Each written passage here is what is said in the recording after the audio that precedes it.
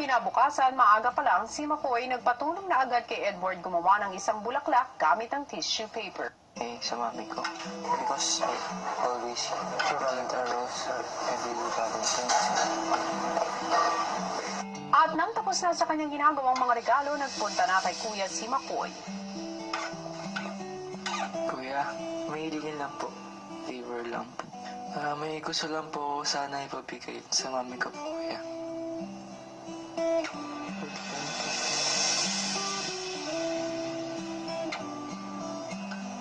Ito po, kuya. Kasi po wala pong panulat eh. Mahalaga to sa akin kasi yung pabibigyan ko po, yung pinakamalagang babae po sa buhay ko po, kuya. Siyempre, tagal na rin po kami hindi nagkakasama po. Alam ko pong minsan nalulungkot po siya. Siguro, kahit paano, pag nagbigay ako kahit ganito lang po, para sumaya po siya, kahit paano po. Sorry, kuya.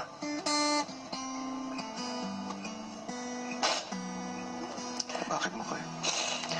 Wala ko yan, miss ko lang sila, ipamilya ko po. Tsaka po si mami. Kasi po, yung Valentine's po, nabibigay po sa kanya ng rose po. Miss ko lang siya. Pili ako. So,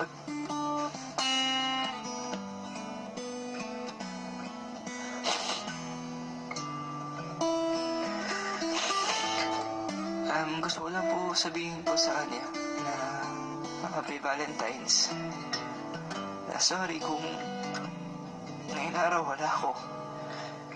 Pero meron naman po akong ginawa po para sa'yo. Para sa'yo, Nina. Gagawin ko, maaari makakaya. Salamat po, kuya. Ilang sandali pa ay muling tinipon ni Kuya ang Dream Team. Dream Team, ngayong gabi na magaganap ang inyong second Dream Team Challenge. Para sa challenge nito, masusubukan ang inyong lakas, teamwork, at pasensya. Para sa Dream Team Challenge, gagawa ang housemates ng tori ng wine glasses sa isang lamesa na kailangan buhatin gamit ang mga lubid. Mamimili sila sa dalawang klase ng tore. Ang unang option ay isang tore na may base na 7 glasses pahalang at 7 glasses patayo. Ikalawang option, 4 na tore na may base na 4 na glasses pahalang at 4 na glasses patayo. Kapag nabuo na ang tore o mga tore, bubuhusan nila ito ng tubig.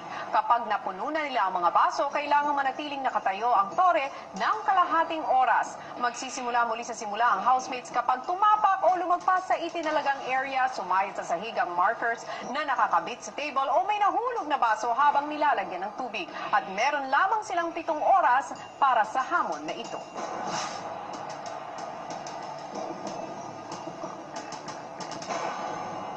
Nang handa na ang housemates, hinarap na nila ang second Dream Team Challenge. Wait, that glass is heavy. This is super nice. Ang nasa isip ko po, kayang-kaya po namin gawin. Game on, kuya. Kaya niyo yan. No, we can do this. Bilisan lang natin, girls. If we can make this tower in less than 30 minutes, edi sulit. Unang pinag-usapan ng housemates kung 4 na maliliit na tore o isang malaki ang kanilang gagawin. So guys, do you want to do the...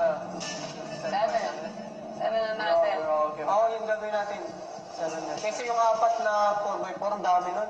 Pag naman nasa gitna yung bigat, balance na eh. At saka magiging mabigat lang siya for 5 seconds. Saka ang daming bubuhat, 6 na tao kaya. Housemates, handa ba kayo? Yes! Handa na ako. God bless us all, guys. Galingan natin.